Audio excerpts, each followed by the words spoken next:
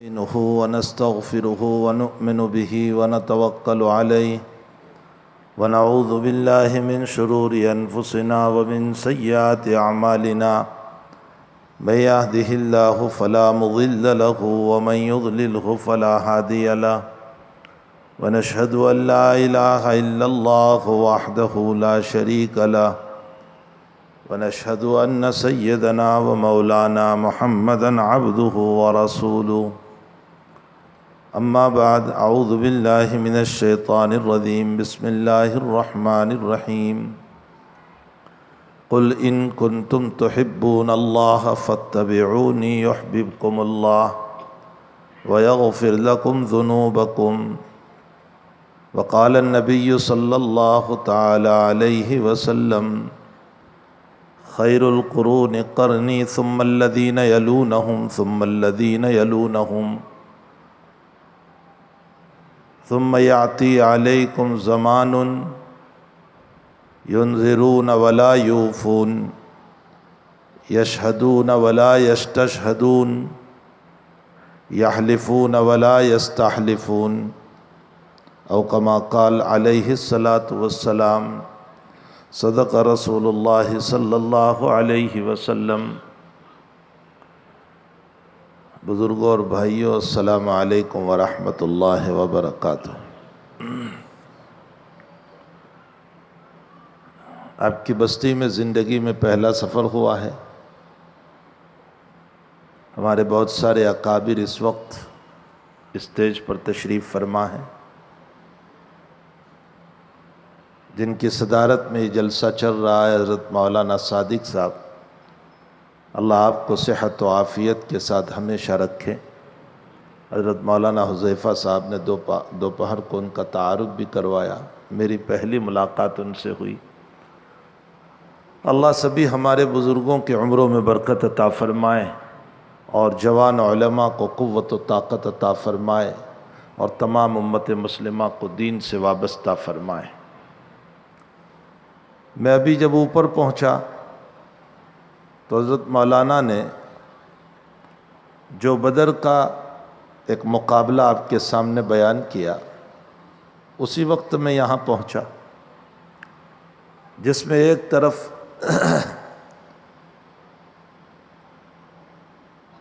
اسلام کے سپہ سالار حمزہ، علی اور عبیدہ ہے، تو دوسری طرف عتبہ، شیبہ اور ولید ہیں۔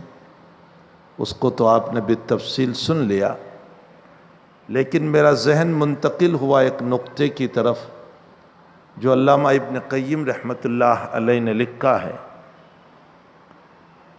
فرمایا کہ یہ دونوں جو ایک مقابلہ ہوا اور اس مقابلے میں مسلمان کو کامیابی ہوئی، حمزہ، علی اور عبیدہ کو، اور مقابل کو ناکامی ہوئی، اگر اس میں غور کیا جائے تو اسلام کے تینوں جیالوں کے نام میں بہادری کا معنی پایا جاتا تھا، اور مقابل تینوں کے نام میں ضعف اور کمزوری پائی جاتی تھی۔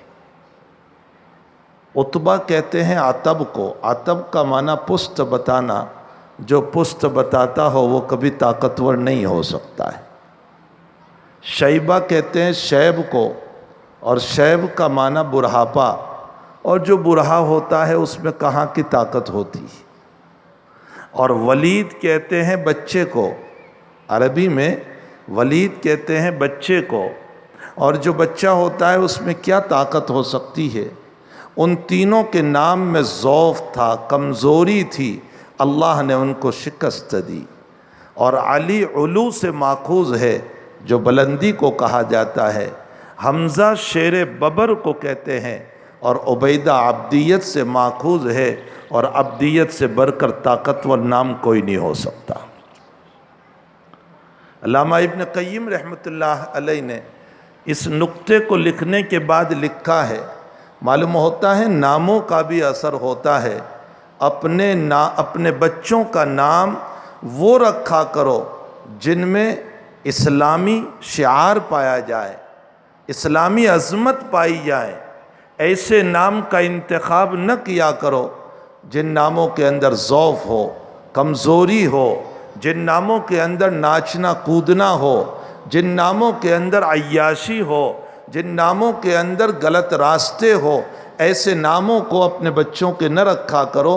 ایسے نام رکھو جو صحابہ کے ہیں، جو انبیاء کے ہیں، جو بزرگوں کے ہیں۔ یقیناً ان ناموں کے اندر بھی برکتیں ہوا کرتی ہے۔ اللہ اس امت کو اس سبق پر عمل کرنے کی توفیق عطا فرمائے۔ یہ بات تو اس لیے آ گئی کہ ابھی جب میں آیا تو یہی مضمون چل رہا تھا، تو میں نے کہا کام کی ایک بات ہے عرض کر دوں۔ اور جہاں تک صدیقیت کا تعلق ہے، نبی اکرم صلی اللہ علیہ وسلم اپنی جگہ صدیق اکبر تمام انبیاء میں، اور ابو بکر صدیق صدیق اکبر ہے امت محمدیہ میں۔ اور قرآن کریم نے ایک لفظ استعمال کیا، من النبیین والصدیقین والشہداء والصالحین۔ صدیقین جمع لائے ہیں، اور جمع کا مطلب ہی یہ ہوتا ہے کہ صدیق ایک نہیں ہوگا، اس امت میں بے شمار صدیق ہوں گے، ایک ہی صدیق نہیں ہوگا۔ اس امت میں قیامت تک صدیق پیدا ہوتے رہیں گے، البتہ ابو بکر صدیق امام الصدیق ہوں گے۔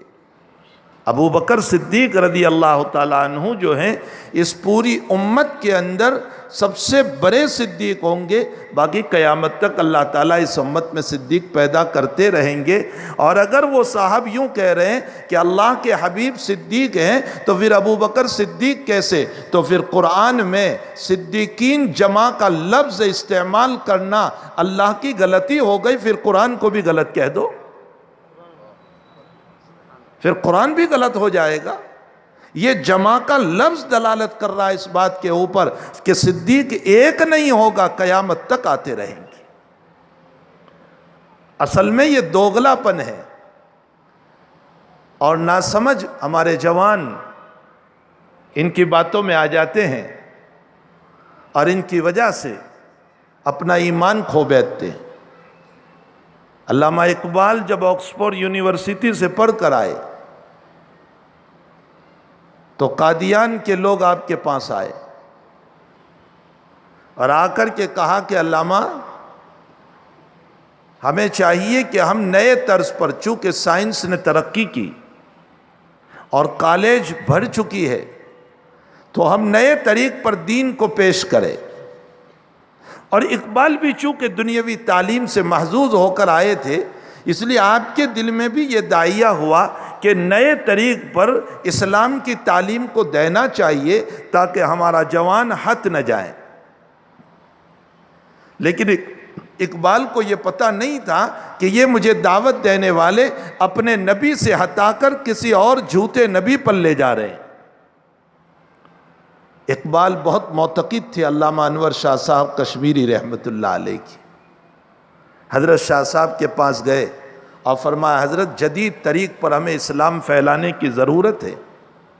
شاہ صاحب قرن منصرم کا امام ہے، نابغہ روزگار ہے، متاخرین احناف کا بیرسٹر ابو حنیفہ ہے۔ اللہ تعالیٰ نے آپ پر علوم کا دریا کھولا تھا، اور علم وحی اللہ تعالیٰ نے آپ کو عطا فرمایا تھا۔ جب علم حدیث پر گفتگو فرماتے تھے تو ایسا معلوم ہوتا تھا کہ اوپر سے اس وقت آپ کے اوپر فیضان ہو رہا ہے۔ آپ کے درس میں بیٹھنے والے علماء کی گواہی ہے کہ آپ کتاب علم سے زیادہ وہبی علم زیادہ بولتے تھے۔ آپ کو اللہ نے وہ حافظہ عطا فرمایا تھا کہ 30 سال کی بات برسوں کے بعد آپ کو یاد آتی تھی۔ بخاری شریف میں ہدایہ جو ہمارے احناف کی کتاب ہے، 2 صفحے زبانی پڑھتے چلے گئے، اور اس کے بعد طلبہ سے کہا تم سمجھتے ہوں گے کہ میں کل دیکھ کر آیا ہوں۔ کہا کل نہیں دیکھا، 10 سال پہلے میں بھوپال میں رمضان گزارنے گیا تھا، میرے پاس کوئی کتاب نہیں تھی تو میں نے ہدایہ کو دیکھا، یہ 10 سال پہلے دیکھی ہوئی بات ہے جس کو میں نقل کر رہا ہوں۔ یہ حافظہ اللہ تعالیٰ نے آپ کو عطا فرمایا تھا۔ اقبال شاہ صاحب کے پاس آئے، شاہ صاحب سے کہا کہ حضرت جدید طریق پر ہمیں اسلام کی اشاعت اور پھیلانے کی ضرورت ہے، یہی فندہ آج ہمارے جوانوں کے گلے میں بھی تو ڈالا جا رہا ہے۔ تو قادیان میں کچھ لوگ ہیں جو جدید طریق پر اسلام کی اشاعت کرنا چاہتے ہیں. میرا خیال یہ ہے کہ ان کا سپورٹ کرنا چاہیے، ان کا ساتھ دینا چاہیے. علامہ نے فرمایا ایمان کھو بیٹھو گے اس لیے کہ نبوت کے منکر ہو جاؤ گے. فرمایا حضرت کیا کہہ رہے ہیں؟ کہا واقعتاً، اور اگر آپ کو تجربہ کرنا ہو تو ہم وہاں چلے. اقبال نے فرمایا کہ حضرت اگر آپ میرے ساتھ چلتے ہو تو میں چلنے کے لیے تیار ہوں، ہم کچھ وہاں بحث و مباحثہ کر لیں. جب چلنے کا دن تھا تو اگلے دن شاہ صاحب نے کہلوایا اقبال کو، فرمایا کلمہ پڑھ کر نکلنا. تو اقبال نے ملاقات کرنے کے بعد فرمایا حضرت آپ یہ کیوں کہہ رہے ہیں کہ کلمہ پڑھ کر نکلنا؟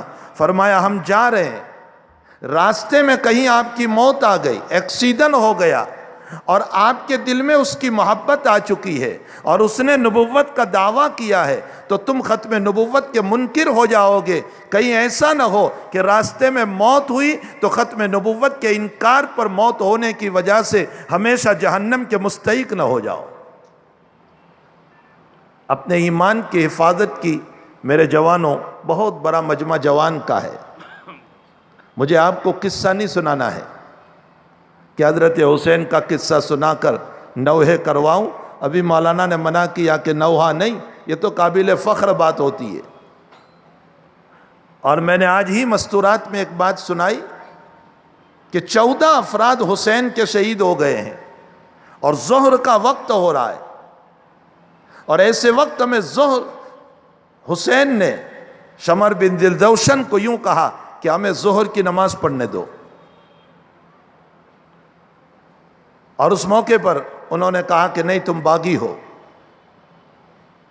تو حسین نے کہا باغی ہم نہیں، باغی تو آپ لوگ ہیں، ہم تو اپنے نبی کے دین کو لے کر چلے ہیں. صلاۃ خوف پڑھی حضرت حسین نے. کچھ لوگ دشمن کے مقابلے میں کھڑے رہے اور کچھ لوگ نماز میں مشغول ہوئے. علماء مورخین نے یہاں لکھا ہے کہ آپ غور فرمائیں تھوڑی دیر کے لیے، اپنے ذہن کو وہاں لے جائیں. ان لوگوں نے جہاں 14 لاشیں پڑی ہوئی اپنی اولادوں کی، اپنے رشتہ داروں کی، اپنے اقارب کی، اور خود یہ نماز پڑھنے والے، کسی کا سر پھوٹا ہوا، کسی کا ہاتھ ٹوٹا ہوا، کسی کا پاؤں ٹوٹا ہوا، کسی کے پیٹ میں لگا ہے اور لہو لہان ہے اور زخم لگے ہوئے ہیں، لیکن ایسے عالم میں بھی اپنے رب کی ظہر کی نماز کو نہیں چھوڑا. اور اس کے نام پر نوحہ کرنے والے ظہر بھی چھوڑتے ہیں، عصر بھی چھوڑتے ہیں، مغرب بھی چھوڑتے ہیں، عشاء بھی چھوڑتے ہیں. ارے وہ تو چھوڑتے ہی ہے، یہ دیکھنے والا مجمع بھی نمازوں کو چھوڑ دیتا ہے. کیا یہ حسین کی محبت ہے یا حسین سے غداری ہے؟ کون سی شربت تقسیم ہوئی تھی؟ آقا تو فرما کر گئے روزہ رکھو. حضور پاک صلی اللہ علیہ وسلم تو فرما کر گئے روزہ رکھو. 10ویں محرم کا روزہ رکھیں گے، 9، 10 یا 10، 11. حضرت فرماتے ہیں اللہ 1 سال کے گناہوں کو معاف کر دے گا. اگر شربت ہی کے تقسیم کا مسئلہ ہوتا تو نبی روزے کا مسئلہ کیوں بیان فرماتے؟ ہمیں غلط راستے سکھائے گئے. ہمیں ان طریقوں پر چلنا ہے جو نبی کریم صلی اللہ علیہ وسلم نے ہمیں بتائے. ہمارے حضرت شیخ یونس صاحب جن کا بھی ذکر ہوا، امیر المؤمنین فی الحدیث تھے. صرف عجم میں نہیں، صرف ہندوستان میں نہیں. ہم جب حضرت کے ساتھ حج میں چلتے تھے تو بڑے بڑے حرم کے مشائخ اور حرم کے ائمہ، چاہے وہ مکہ کے امام، چاہے وہ مدینے کے امام، وہ حضرت کے پاس بخاری پڑھنے آتے تھے اور اجازت حدیث لیتے تھے. اور حضرت کا عالم یہ تھا کہ بڑے بڑے مشائخ کو اور مالداروں کو بھی دانت دیا کرتے تھے، اس لیے کہ وہ فقیری میں شاہی کرتا تھا. اس کو اہل دنیا سے کوئی وہ مسئلہ نہیں تھا کہ یہ ناراض ہو جائے گا میری دنیا بند ہو جائے گی. حضرت کا جب انتقال ہوا تو ہم نے مزاح علوم سے کہا کہ آپ کے مدرسے کا اس سے بڑھ کر ڈونر کوئی نہیں ہوگا جو سب سے زیادہ سال میں دینے والا تھا. جو آیا مدرسے کو دے دیا، جو آیا مدرسے کو دے دیا. کوئی حضرت کو چپکے سے آ کر کہتا تھا حضرت سر پہ قرضہ بہت ہو گیا ہے، تو اپنے شاگرد کو خادم کو کہتے تھے جو کچھ ہدیہ آیا ہے، حضرت کو پتہ بھی نہیں ہوتا تھا کیا آیا، فرمایا جو کچھ ہدیہ آیا ہے آدھا ان کو دے دو۔ وہ فقیری میں شاہی کر کے گئے اور بے شمار مرتبہ اللہ کے حبیب کی زیارت فرمائی۔ بخاری شریف کے کئی مسائل خواب میں اللہ کے نبی سے براہ راست حل فرمائے، اور ایک یا دو مرتبہ رب کریم کی زیارت بھی فرمائی۔ ایسی عظیم المرتبت شخصیت۔ حضرت ہمیشہ فرمایا کرتے تھے کوئی بھی عمل چھوٹا ہی کیوں نہ ہو، نبی کی سنت کے ڈھانچے میں لے کر جاؤ گے اللہ اس پر اجر عظیم عطا کرے گا، اور بڑے سے بڑا عمل نبی کی سنت سے ہٹ کر لے کر جاؤ گے اللہ کے وہاں اس کی کوئی قدر و قیمت نہیں ہوگی۔ اور اس پر حضرت دو واقعے ہم کو سناتے تھے۔ ایک واقعہ، ایک بہت بڑے بزرگ تھے، چاند شاہ ان کا نام تھا۔ انہوں نے خواب دیکھا کہ نبی اکرم صلی اللہ علیہ وسلم تشریف لائے ہیں اپنے چاروں خلیفہ ابو بکر، عمر، عثمان و علی کے ساتھ۔ تو خواب ہی میں حضرت چاند شاہ رحمت اللہ علیہ مولانا نانوتوی کو کہنے لگے کہ مولوی قاسم چلیے اللہ کے نبی آئے ہیں ملاقات کے لیے چلے۔ یہ واقعہ میں نے اپنے حضرت شیخ سے بھی سنا اور حضرت قاری طیب صاحب سے بھی سنا تھا رحمت اللہ علیہ۔ فرمایا حضرت تشریف لائے ہیں چلو ملاقات کے لیے۔ دونوں خواب میں چل رہے ہیں، خواب دیکھنے والے بزرگ دوڑ رہے ہیں اور مولانا نانوتوی دھیرے دھیرے چل رہے ہیں۔ تو حضرت چاند شاہ نے فرمایا مولوی قاسم تم کو محبت نہیں ہے، دوڑتے کیوں نہیں؟ فرمایا میں اسی طرح چلوں گا۔ حضرت چاند شاہ دوڑتے ہوئے پہنچ گئے، حضرت کی خدمت میں مصافحہ ہوا اور نبی علیہ السلام نے یہاں پڑوس میں بٹھایا۔ تھوڑی دیر کے بعد مولانا نانوتوی پہنچے، مصافحہ ہوا اور نبی علیہ السلام نے اپنی گود میں بٹھایا۔ تو حضرت چاند شاہ کھڑے ہوئے اور کھڑے ہو کر فرمایا حضرت ایک سوال ہے۔ فرمایا کیا سوال؟ کہا جتنی محبت میں آیا اتنی محبت میں قاسم نہیں آیا، میں دوڑتا ہوا آیا جذبات میں آپ کی ملاقات کے لیے، قاسم تو دوڑتا ہوا بھی نہیں آیا، اس کو آپ سے اتنی محبت نہیں، آپ نے مجھ کو پڑوس میں بٹھایا اور اس کو اپنی گود میں بٹھایا۔ سنو اللہ کے نبی علیہ السلام نے فرمایا میرا قاسم میرے قدموں کے نشان کو تلاش کرتا ہوا آیا ہے کہ جہاں نبی کے قدم پڑے ہیں وہاں میرے قدم پڑے تاکہ کچھ برکت مل جائیں۔ ہمارے حضرت شیخ اس واقعے کو نقل کر کے روتے تھے اور یوں فرماتے تھے کہ نبی کے قدم پر قدم رکھنے سے قاسم نانوتوی کو نبی کی گود ملتی ہے، تو نبی کی زندگی پر زندگی رکھنے سے اے بھائیو اللہ کی سفارش تمہیں نصیب ہو جائے گی۔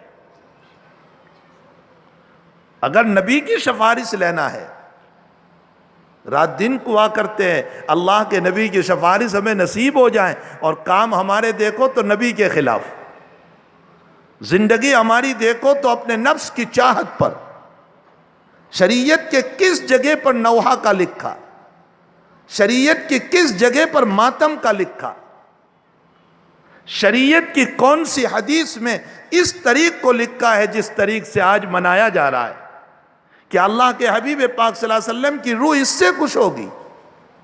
کیا حضرت حسین علیہ رضی اللہ تعالیٰ عنہ کی روح اس سے خوش ہوگی؟ حسین کی روح تو نماز پڑھنے سے خوش ہوگی، حسین کی روح روزہ رکھنے سے خوش ہوگی۔ جتنے لوگ نوحہ کر رہے ہیں اور ماتم کر رہے ہیں، میں ان سے ایک سوال کرتا ہوں، تم نے اپنی زندگی میں تو درکنار کیا 10ویں محرم کو بھی یاسین شریف پڑھ کر ایصال ثواب کیا حضرت حسین کو؟ کبھی یاسین شریف ان کے نام پر پڑھا؟ کیا ہماری زندگی ہے؟ شیطان نے ہماری عقلوں پر پردہ ڈال کر خواہشات کو شریعت بنائی اور شریعت سے ہمیں دور کر دیا۔ تو میرے بھائیوں، اللہ کے حبیب پاک صلی اللہ علیہ وسلم انبیاء کرام علیہم الصلاۃ والسلام کی آخری کڑی، سلسلہ نبوت کی آخری کڑی۔ وہ تو بیچ میں ایک بات یاد آ گئی کہ علامہ اقبال کو شاہ صاحب نے فرمایا کلمہ پڑھتے ہوئے چلنا، اس لیے کہ کہیں ایسا نہ ہو کہ اس شک کے ساتھ دنیا سے تم رخصت ہو جاؤ، بے ایمان جاؤ گے۔ اسی طرح کے فتنے آج دنیا میں آ رہے ہیں۔ سنو میرے نبی کا ارشاد ہے، ثلاثون کذابون دجالون الی یوم القیامہ، قیامت تک 30 مدعیان نبوت جو نبوت کے دعوے دار ہوں گے اور نبوت کا دعویٰ کریں گے اور یہ کہیں گے میں نبی ہوں، چاہے وہ مسیلمۃ الکذاب کی شکل میں آئے، چاہے وہ مسیلمۃ الپنجاب کی شکل میں آئے۔ مسیلمۃ الکذاب حضور کے زمانے میں آیا اور مسیلمۃ الپنجاب ہمارے زمانے میں آیا، جس کو قادیانی کہا جاتا ہے۔ اور چاہے شکیل بن حنیف کی شکل میں آئے اور چاہے کسی اور کی شکل میں آئے، اللہ کے نبی علیہ السلام کا فرمان ہے قیامت تک 30 نبوت کے دعوے دار پیدا ہوں گے۔ نبی فرماتے وہ جھوٹے ہوں گے، وہ دجل اور مکر اور فریب اور دھوکہ دینے والے ہوں گے۔ فرمایا وہ تمہارے ایمان کے لٹیرے ہوں گے، تم اپنے ایمان کو ان پر نہ رکھنا۔ انا خاتم النبیین ولا نبی بعدی، میں خاتم النبیین ہوں، میرے بعد کوئی نبی نہیں ہو سکتا۔ اور اخیر میں سب سے بڑا دجال آئے گا جو نبوت سے بڑھ کر خدائیت کا دعویٰ کرے گا، وہ سب سے بڑا دجال ہوگا جو قرب قیامت میں ظاہر ہوگا۔ یہ چھوٹے چھوٹے دجال ہوں گے۔ دجل کا معنی فریب اور دھوکہ۔ تو سلسلہ نبوت کی آخری کڑی جناب محمد الرسول اللہ صلی اللہ تعالی علیہ وسلم آخری نبی بن کر کے تشریف لائے اور آپ پر نبوت کا مہر لگا دیا گیا۔ اب آپ کے بعد کوئی نبی نہیں ہو سکتا، اب آپ کے بعد کوئی رسول نہیں ہو سکتا، اب آپ کے بعد کوئی کتاب نہیں ہو سکتی، اب آپ کے بعد کوئی شریعت نہیں ہو سکتی، آپ کے بعد نبی کا سایہ بھی نہیں ہو سکتا، آپ کے بعد نبی کا پرتو بھی نہیں ہو سکتا، ظل نبی بھی نہیں ہو سکتا، نبی کا عکس بھی نہیں ہو سکتا، کوئی نہیں ہو سکتا ہے۔ اگر نبی ہوں گے، عرب ہو یا عجم ہو، ہندوستان ہو یا اور جگہ ہو، پوری دنیا کے اندر نبوت اگر چلے گی تو محمد الرسول اللہ صلی اللہ علیہ وسلم کی۔ پھر آپ نے اپنی شریعت کے لیے جو محنت شروع کی، جب اٹھے تھے تو تنے تنہا تھے، اکیلے تھے۔ جس کلمے کو لے کر اٹھتے ہیں لا الہ الا اللہ محمد الرسول اللہ، جس کلمے کو لے کر اٹھتے ہیں، اٹھے تھے تو تنے تنہا تھے، اکیلے تھے، آپ کے ساتھ کوئی نہیں تھا۔ آپ جس وحی کو لے کر کے تشریف لائے، اقرأ بسم ربک الذی خلق خلق الانسان من علق اقرأ وربک الاکرم الذی علم بالقلم علم الانسان ما لم يعلم، اور اس وحی کے اندر بھی ہمیں یہ بتایا گیا کہ تم ساری دنیا کی تعلیم حاصل کرنا لیکن اللہ کی توحید کے ساتھ حاصل کرنا، اللہ کی توحید کے بغیر نہیں، اللہ کی توحید کے ساتھ۔ چاہے اسکول میں جاؤ، کالج میں جاؤ، یونیورسٹی میں جاؤ، تم شوق سے کالج میں پڑھو، پارک میں پھلو پھولو، لیکن یاد رکھو ایک اللہ اس کے رسول کو نہ بھولو۔ اور میرا ایک مرتبہ غار ہرا میں جانا ہوا، میرے کچھ رفقا بھی تھے، تو میں نے وہاں اپنے ساتھیوں سے ایک بات کہی، میں نے کہا اس سنگلاخ، اس پتھریلی زمین اور اس پتھریلے پہاڑ کا مقام ہی کیا ہو سکتا تھا اگر اللہ کے نبی علیہ السلام کی تشریف آوری نہ ہوتی۔ کبھی کبھی کسی کی نسبتیں اس چیز کو بلند کر دیا کرتی ہے۔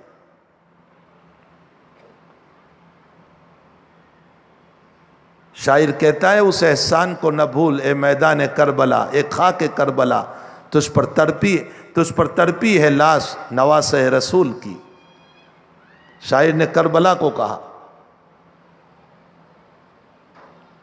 کہ اے خاک کربلا، نہ بھول اس احسان کو، تجھ پر تڑپی ہے لاش نواس رسول کی۔ تھوڑا سا بدل کے میں نے غار ہرا پر کہا اے غار ہرا اس احسان کو نہ بھول، تجھ میں بیٹھا ہے ساری کائنات کا شبیر و رسول۔ رسول اللہ صلی اللہ علیہ وسلم تجھ میں تشریف فرما ہوئے ہیں۔ ورنہ اس غار کو کون پوچھتا، اس کو کون اوپر تک دیکھنے چلا جاتا، اس کا کون نظارہ کرتا اگر اللہ کے نبی کی نسبت نہ ہوتی؟ اور پھر اللہ کے نبی کی نسبت نے اس کو وہ مقام دے دیا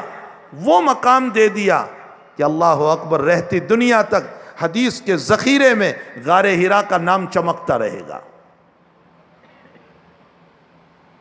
تو اقرا بسم ربک الذی کی وحی لے کر آئے اور اس میں تعلیم دی گئی، تم ساری دنیا کی تعلیم پڑھو لیکن اللہ اس کے رسول کی شریعت کے ڈھانچے میں رہ کر، اس سے ہٹ کر نہیں۔ اور آپ جب اس وحی کو لے کر آئے تو سب سے پہلے خدیجۃ الکبریٰ رضی اللہ تعالی عنہا کے پاس آئے، جو آپ کی رفیق حیات ہے، آپ کی جانثار ہے، آپ پر اپنی دولت اور جان کو قربان کر دیا۔ اور اللہ کے نبی علیہ السلام کی ساری اولاد خدیجۃ الکبریٰ ہی سے ہیں، سوائے ابراہیم رضی اللہ تعالیٰ عنہ۔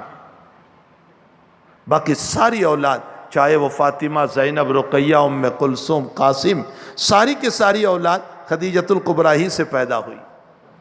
آپ کو خدیجہ سے محبت کا عالم یہ تھا کہ خدیجہ کے انتقال کے بعد اللہ کے حبیب پاک صلی اللہ علیہ وسلم کے دروازے کو کسی نے دستک دی۔ حضرت نے پوچھا کون؟ فرمایا حولہ۔ حولہ خدیجہ کی بہن تھی۔ دروازہ کھولا اور پھر حضرت نے فرمایا حولہ تیری آواز سن کر مجھے ایسا لگا میری خدیجہ آ گئی۔ جانور ذبح کرتے، خدیجہ کی سہیلیوں کے وہاں گوشت بھیجتے۔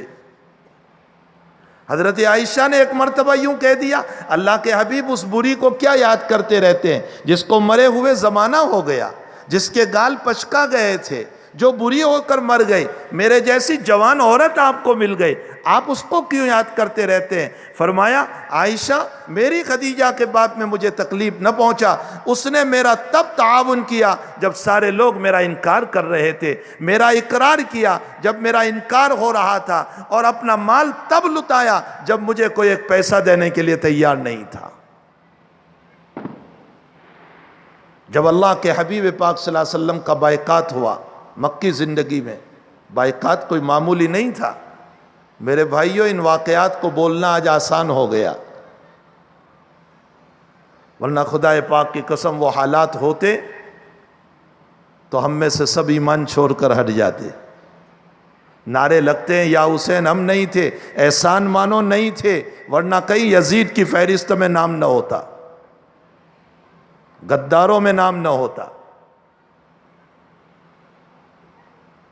اس لیے کہ ہم تو وہ لوگ ہیں جو دولت کے خاطر ایمان کا سودا کرتے ہیں، اور حسین نے دولت کے خاطر دین نہیں بیچا، اور یہ علی کی نصیحت تھی، والد صاحب کی نصیحت تھی۔ حضرت علی کی نصیحتیں بڑی عجیب و غریب ہے۔ بخاری شریف میں حضرت علی کی نصیحت امام بخاری رضی اللہ تعالیٰ عنہ نے نقل فرمائی، الدنیا مدبرۃ والآخرۃ مقبلۃ ولکل منہما بنون فکونوا من ابناء الآخرہ ولا تکونوا من ابناء الدنیا۔ یہ علی کی نصیحت پوری امت کے لیے ہے، جس کو امام بخاری نے نقل فرمائی۔ دنیا پشت پھیر کر جا رہی ہے اور آخرت سامنے آ رہی ہے۔ کل ہم 2 سال کے تھے، 10 سال کے ہو گئے، 10 سال کے ہوئے، 15 سال کے ہو گئے، 25 سال کے، 50 سال کے ہو گئے، 60 سال کے ہو گئے، آخرت کی طرف ہم جا رہے ہیں۔ مجھے بڑا تعجب ہوتا ہے ان انسانوں پر جو برتھ ڈے منا کر کیک کاٹتے ہیں۔ ارے رونے کی ضرورت ہے کہ کمبخت 50 سال تیرے چلے گئے، اب 10 سال جیے گا، اس پر خوشیاں کیا مناتا ہے؟ اس پر تو رونے کی ضرورت ہے اور اس پر خوش ہوتا ہے۔ الدنیا مدبرۃ، دنیا پشت پھیر کر جا رہی ہے، والآخرۃ مقبلۃ، آخرت سامنے آ رہی ہے، ولکل منہما بنون، کچھ دنیا کے بھی بندے ہیں، اولاد ہے، کچھ آخرت کے بھی اولاد ہے۔ علی کہتے ہیں آخرت کی اولاد بننا، دنیا کی اولاد نہ بننا، یعنی دنیا کا سودا۔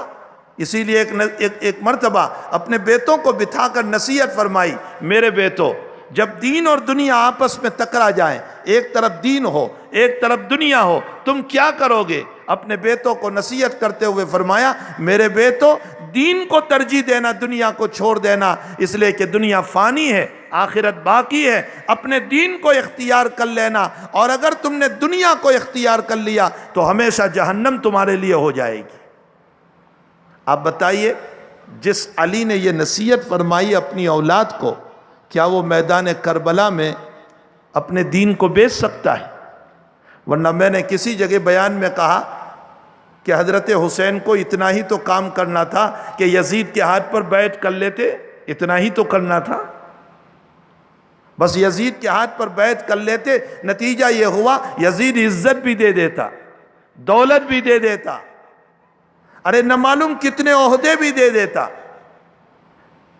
لیکن آپ جانتے تھے کہ بیعت کرنے میں ساری دنیا ملے گی لیکن میرے نانا کا دین تباہ ہو جائے گا۔ جب دین اور دنیا ٹکرا جائے تو دین کو اختیار کرو، دنیا کو چھوڑ دو۔ آج ہمارے سامنے اس کی بہت ساری مثالیں۔ بہن میری کہہ رہی ہے میری میراث، اور میرا نفس کہہ رہا ہے میں میراث دوں گا، میرے مال میں کمی آ جائے گی۔ یہ میرا نفس کہہ رہا ہے یہ دنیا ہے، اور بہن مانگ رہی ہے وہ شریعت ہے، شریعت پر عمل کرو اور دنیا کو دے دو، انشاءاللہ تعالی تھوڑے سے مال میں اللہ بہت برکت عطا کرے گا۔ لیکن آج ہم دین اور دنیا جب ٹکراتی ہے تو دنیا کو لیتے ہیں، دین چھوڑ دیتے۔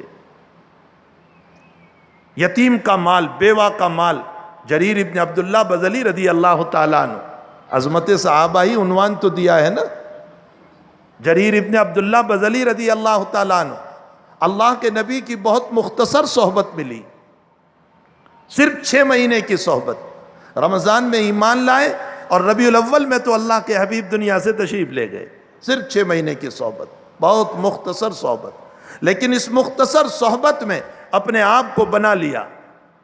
انسان طالب ہوتا ہے تو آدھے گھنٹے کے بیان میں بھی زندگی بن جاتی ہے، اور طالب نہیں ہوتا تو 2 گھنٹے کے بعد بھی دامن جھاڑ دیتا ہے۔ ساری دنیا کا مدار طلب پر ہے۔ ماں بھی اس وقت تک دودھ نہیں پلاتی جب تک کہ بچے میں طلب پیدا نہ ہو، اس کا رونا نہ ہو، اس وقت تک ماں بھی دودھ نہیں پلاتی۔ ساری دنیا کا مسئلہ طلب پر ہے۔ اللہ تعالیٰ قرآن میں فرماتے ہیں انلزمکموہا وانتم لہا کارہون، تم ناپسند کرو اس کے باوجود میں تمہارے گلے میں زبردستی ڈالوں گا، یہ نہیں ہو سکتا ہے۔ اگر تم میں طلب نہیں ہے تو اللہ کہتا ہے میں زبردستی نہیں دیتا ہوں۔ میں نے حج کے اندر ابھی عرفات کے میدان میں بہت سارے علماء تھے، اور اس حاجز کو کچھ بات کرنے کو کہا گیا۔ میں نے علامہ ابن رجب حنبلی رحمۃ اللہ علیہ کا ایک قول پیش کیا۔ ابن رجب حنبلی رحمۃ اللہ علیہ فرماتے ہیں اکثرهم کانوا یصلون الی بیت اللہ ولا یصلون الی اللہ۔ یہ حج پڑھنے کے لیے جتنے آتے ہیں ان میں سے اکثر بیت اللہ تک آتے ہیں، اللہ تک نہیں پہنچتے۔ ایک ہے اللہ تک پہنچنا اور ایک بیت اللہ تک پہنچنا۔ پھر فرمایا السفر سفران، سفر کی 2 قسمیں ہیں، سفر البدن و سفر القلب۔ سفر البدن، بدن کا سفر فرمایا یہ بیت اللہ تک ہے، اور دل کا سفر یہ اللہ تک ہے۔ فرمایا یہ کیسے پتا چلے کہ ہم اللہ تک پہنچ گئے بیت اللہ سے آگے؟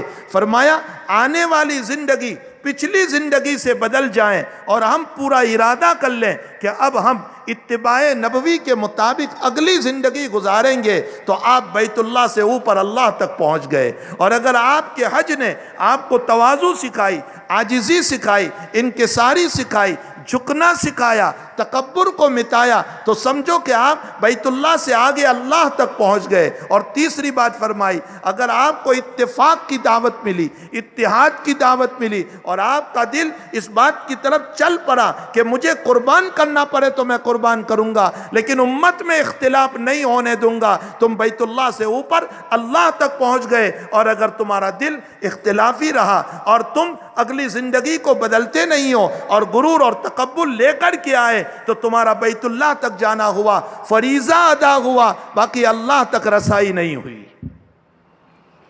یہ ابن رجب حنبلی رحمۃ اللہ علیہ نے حج کے باب میں لکھا ہے۔ اب آپ غور کر لیں جتنے حجاج کرام جاتے ہیں کہ ان کی زندگی کا کیا حال ہے۔ جریر ابن عبداللہ بجلی رضی اللہ تعالیٰ عنہ صرف 6 مہینے کی صحبت، بہت مختصر صحبت، لیکن طلب تھی. اس طلب کے نتیجے میں اللہ تعالیٰ نے آپ کے دل کو مجایا بنا دیا. ابن جریر طبری رحمۃ اللہ علیہ نے آپ کے متعلق ایک واقعہ لکھا.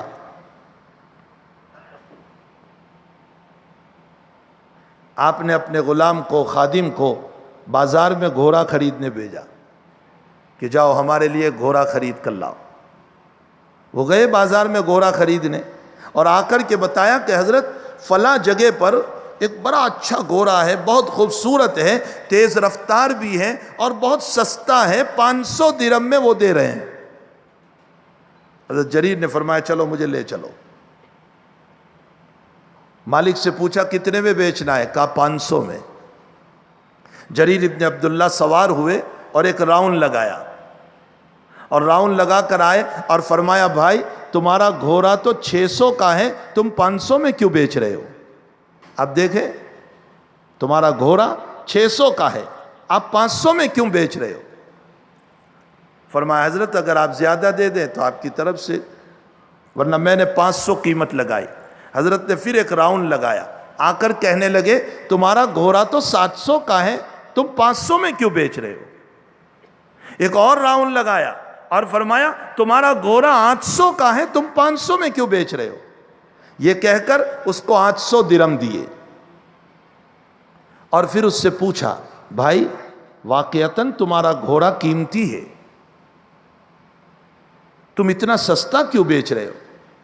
تو ان صاحب نے بتایا کہ میرے گھر کی غریبی، میری مجبوری مجھ کو یہاں سستے میں لے آئی. میرے گھر میں کچھ مجبوری ہے، اس مجبوری کی وجہ سے میں نے اپنا قیمتی مال سستے میں نکالنا چاہا تاکہ میری ضرورت پوری ہو جائے. یہ اس نے اپنے اندر کی بات بتائی. اور پھر حضرت جریر ابن عبداللہ سے پوچھا کہ حضرت میرا تو یہ مسئلہ تھا، میری مجبوری تھی کہ میں نے 500 میں نکالا، آپ کی کیا مجبوری تھی کہ میں 500 میں بیچ رہا تھا، آپ نے 800 میں کیوں خریدا؟ تو آپ نے پہلی بات جو فرمائی بخاری شریف، اللہ اکبر، حضرت جریر ابن عبداللہ نے فرمایا جو ابن جریر طبری نے نقل فرمایا کہ میں نے اللہ کے نبی علیہ السلام کے ہاتھ پر جب بیعت کی تھی تو اللہ کے نبی نے مجھ کو یوں کہلوایا تھا النصح لکل مسلم، تمام مسلمانوں کے ساتھ تم خیر خواہی کرو گے. یہ بیعت کے موقع پر مجھے بلوایا تھا کہ تمام مسلمانوں کے ساتھ تم خیر خواہی کرو گے. اب اگر مجھے پتا ہے کہ تمہارا گھوڑا قیمتی ہے اور میں سستے میں لے لوں تو یہ خیر خواہی کے خلاف ہوگا. قیامت کے دن میرے نبی نے میرا گریبان پکڑا اور مجھے پوچھا تم نے بیعت لی تھی اس بات کے اوپر کہ خیر خواہی کرو گے، تم نے خیر خواہی کے خلاف کیا، میں اپنے آقا کو منہ کیا دکھاؤں گا؟ اس کے بعد فرمایا جریر ابن عبداللہ بجلی نے مجھے تمہارا گھوڑا خریدنا ہے، تمہاری مجبوری سے فائدہ نہیں اٹھانا ہے. مجھے تمہارا گھوڑا خریدنا ہے، تمہاری مجبوری سے فائدہ نہیں اٹھانا ہے.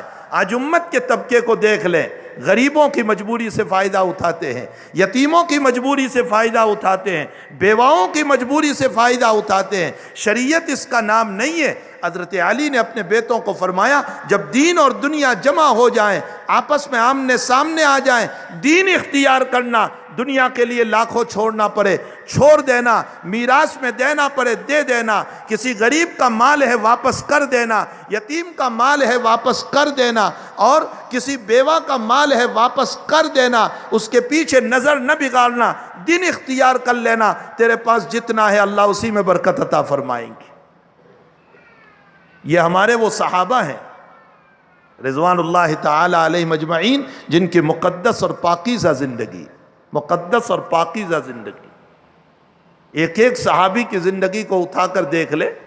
ایسے ہی نہیں کہہ دیا ہمارے آقا صلی اللہ تعالی علیہ وسلم نے اصحابی کالنجوم بأیہم اقتدیتم اہتدیتم، میرے صحابہ ستاروں کے مانند ہیں، جیسے ستاروں سے دنیا جگمگاتی اور روشنی ہوتی ہے، میرے صحابہ سے بھی تمہیں راستہ ملے گا، تم جس صحابی کی اتباع کرو گے مجھ تک پہنچ جاؤ گے. ایسے ہی نہیں کہہ دیا.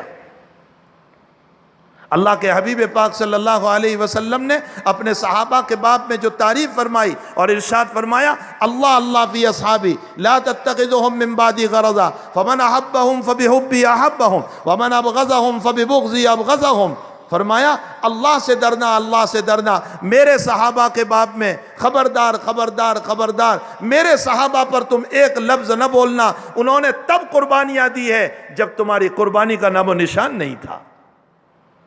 ان کی قربانیاں، کبھی اپنے ان بزرگوں سے، ان علماء سے واقعات سن لینا سیرت کے۔ بیر معونہ ایک واقعہ ملتا ہے روایتوں میں،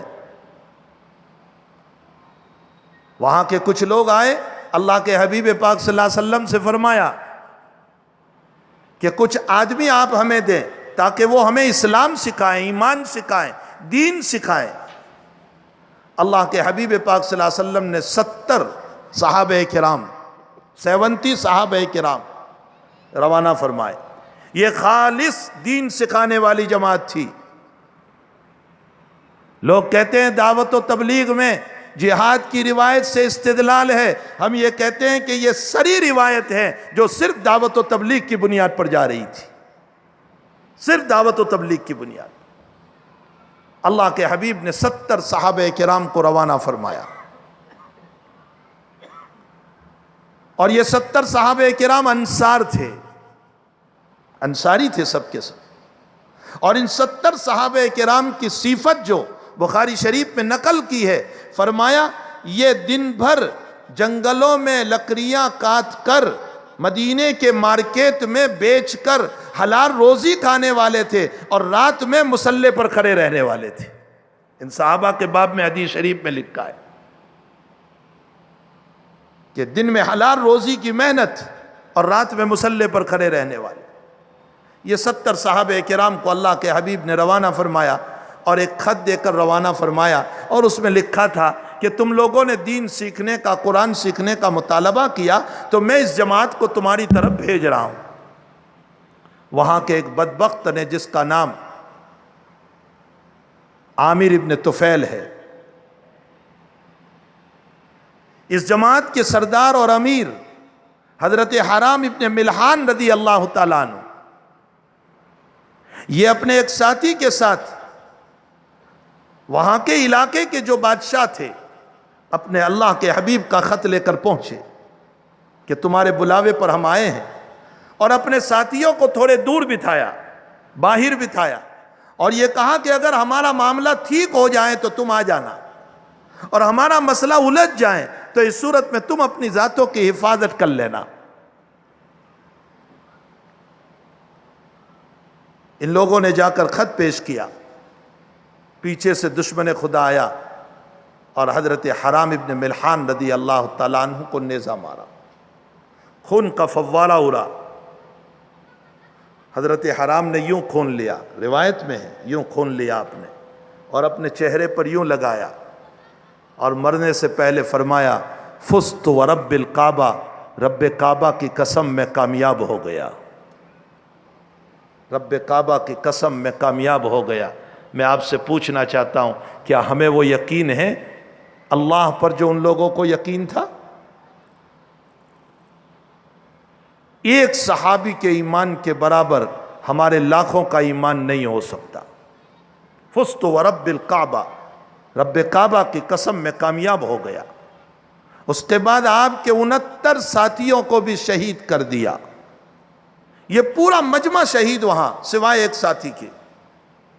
انہوں نے اپنی شہادت سے پہلے ایک جملہ فرمایا تھا، ان شہیدوں کا جملہ اللہ کو اتنا پسند آیا، اتنا پسند آیا کہ اللہ نے اس کو قرآن میں وحی بنا کر اتارا، اور ایک لمبے زمانے تک وہ آیت قرآن میں پڑھی گئی، بلغوا عنا قومنا انا قد لقینا ربنا فرضی عنا وارضانا، بلغوا عنا قومنا انا قد لقینا ربنا فرضی عنا وارضانا، بلغوا عنا قومنا، اے فرشتو تم یہاں موجود ہو، ہماری قوم کو ہماری اطلاع پہنچا دو، ہمارے نبی کو یہ بات پہنچا دو، مدینہ شریف میں یہ بات پہنچا دو انا قد لقینا ربنا، ہم نے اپنے رب کو پا لیا اور اس عالم میں پایا، فرضی عنا وارضانا، وہ ہم سے راضی ہم اس سے راضی۔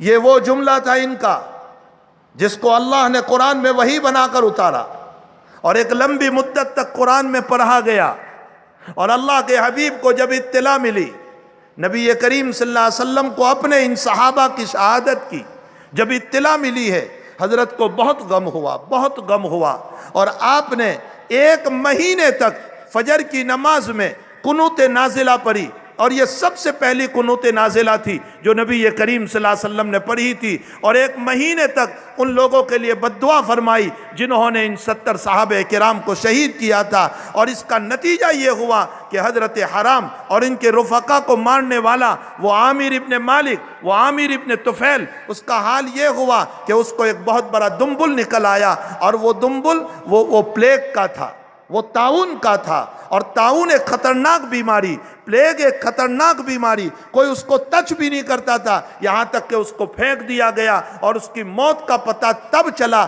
جبکہ مر کر کئی دن گزر گئے اور اس کی بدبو آنے لگی، تب جا کر پتہ چلا، پھر کسی نے ہاتھ بھی نہیں لگایا، کھڈا کھودا گیا اور لکڑیوں کے ذریعے سے اس کو اندر میں ڈال کر اوپر سے مٹی ڈال دی۔ یہ قنوت نازلہ کا محمد الرسول اللہ کا اثر ہوا۔ حضرات صحابہ کی قربانیاں مانگتے ہو، ان کی عظمت کو سننا چاہتے ہو، اللہ کے حبیب پاک صلی اللہ علیہ وسلم نے ایک جماعت اور روانہ فرمائی جو 10 صحابہ کرام کی تھی، اور اس کے امیر تھے حضرت عاصم ابن ثابت رضی اللہ تعالیٰ۔ یہ لوگ جا رہے تھے اور کسی طرح پر دشمنان اسلام کو پتہ چلا،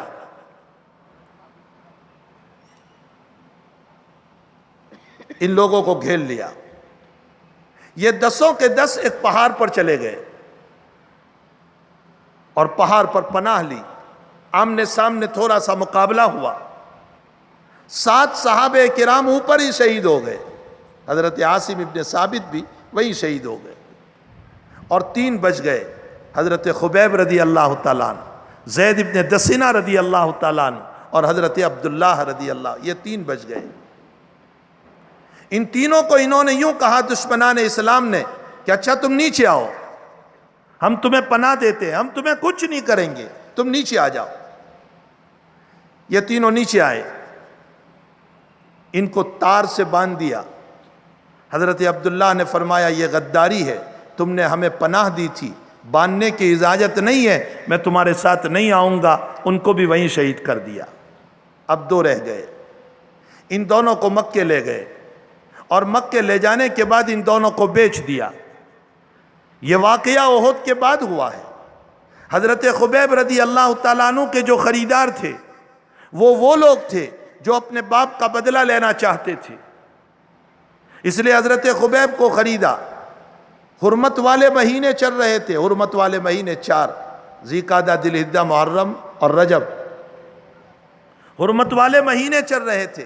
ان کو گھر میں باندھ دیا اور چاروں طرف سلاخیں لگا دی تاکہ یہ بھاگ نہ جائیں۔ اسی درمیان اس گھر کی عورت اسلام لانے کے بعد بیان کرتی ہے کہ ہمارے گھر میں خبیب بندھے ہوئے تھے، اور میں نے ایک دن خبیب کو دیکھا کہ اس کے ہاتھ میں انگور ہے، گریپس ہے، اور وہ انگور کھا رہے۔ حالانکہ نہ خبیب باہر گئے، نہ جانے کا کوئی راستہ تھا، وہاں تو سلاخیں لگی ہوئی تھی، ہاتھ بندھے ہوئے تھے، پاؤں بندھے ہوئے تھے، اور مکے میں اس وقت انگور تھی بھی نہیں۔ تو ہم نے پوچھا خبیب یہ انگور آئی کہاں سے؟ تو خبیب نے کہا من اللہ، میرے اللہ نے بھیجی۔ یہ کرامت ہے خبیب کی، اور معجزہ ہے محمد الرسول اللہ صلی اللہ علیہ وسلم کا۔ کرامت خبیب کی ہے، معجزہ اللہ کے نبی کا ہے، اس لیے کہ خبیب کا ایمان نہ ہوتا تو یہ کرامت آتی کہاں سے؟ میں جب اس روایت پر بخاری شریف میں پہنچتا ہوں تو اپنے بچوں سے کہتا ہوں کہ اگر حضرت مریم علیہ السلام کے لیے محراب کے اندر بیت المقدس میں فروٹ آ سکتا ہے، اور زکریا علیہ السلام پوچھتے ہیں انا لک ھذا، یہ فروٹ کہاں سے آیا؟ تو کہیں جاتی نہیں ہے۔ تو وہ کہہ رہی ہے من عند اللہ، اللہ کی طرف سے اللہ نے بھیجا۔ تو وہ تو عیسیٰ کی ماں ہے مریم علیہ السلام، اور یہاں تو حال یہ ہے کہ خبیب نبی نہیں ہے بلکہ نبی کا ادنا غلام ہے، اللہ نے اس کے لیے بھی انگور کو بھیج دیا کہ محمد سے وفا تو نے تو ہم تیرے ہیں، یہ جہاں چیز کیا لوح و قلم تیرے ہیں۔ اگر محمد سے وفا کرو گے تو سب کچھ ملے گا۔ لوگ کہتے ہیں دشمنی حد سے آگے بڑھ چکی ہے، اور محمد الرسول اللہ کی تعلیم کہہ رہی ہے میری اتباع کر لو، اللہ تمہاری طرف آنکھیں اٹھانے والوں کی آنکھوں کو پھوڑ دے گا۔ نبی کی اتباع کرو، ان کنتم تحبون اللہ فاتبعونی، اللہ کی محبت اگر چاہتے ہو تو نبی کی اتباع کرو، اور اللہ جب پیار و محبت پر اترے گا تو اپنے محبوبوں کو کسی کے ہاتھ ذلیل نہیں ہونے دے گا۔ یحببکم اللہ ویغفر لکم ذنوبکم، اللہ اپنی محبت بھی عطا کرے گا اور اپنی مغفرت بھی عطا کرے گا۔ تو حضرت خبیب رضی اللہ تعالیٰ عنہ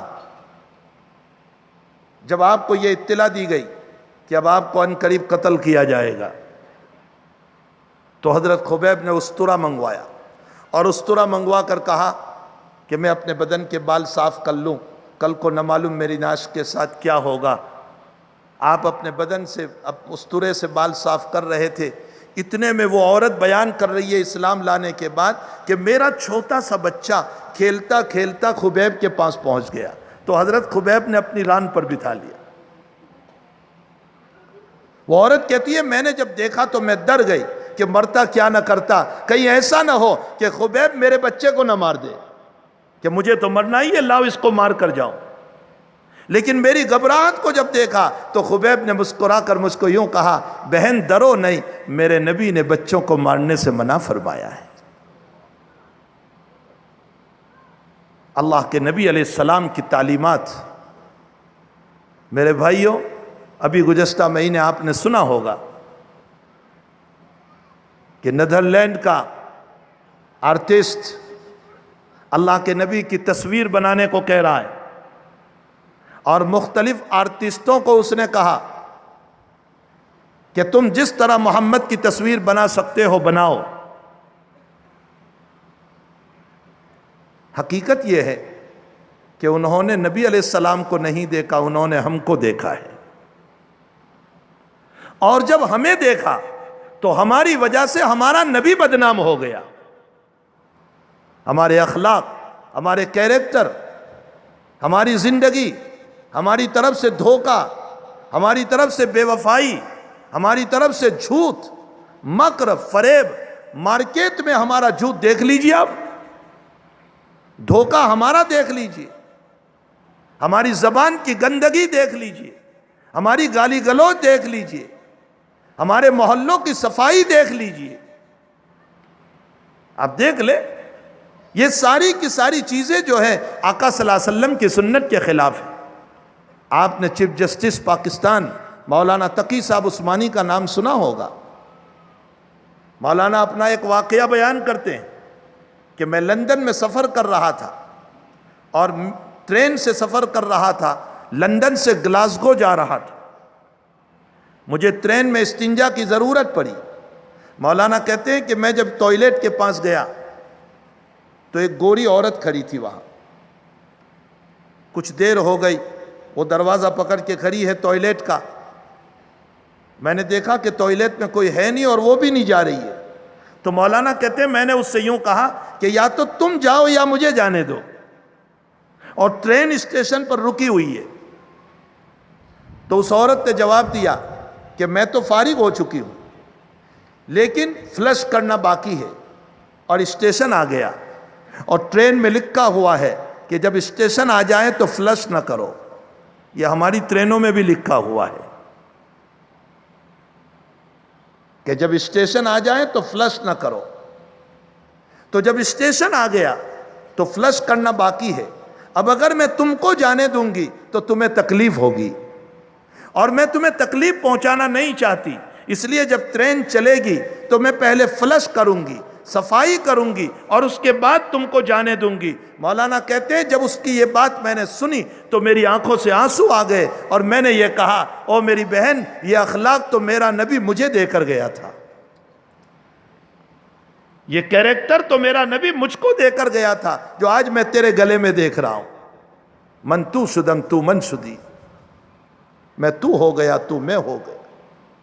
وہ ایک بہو روپیے کا لطیفہ ہے کہ ایک بہو روپیہ اپنے گلے میں ہار ڈال کر چلتا تھا، تو کسی نے کہا یہ ہار ہمیں پہننے دو، تو بہو روپیے نے کہا اس کی وجہ سے تو لوگ مجھے پاگل سمجھتے ہیں، اگر میں یہ تجھے دے دوں گا تو میرا پاگل پنا کہاں جائے گا؟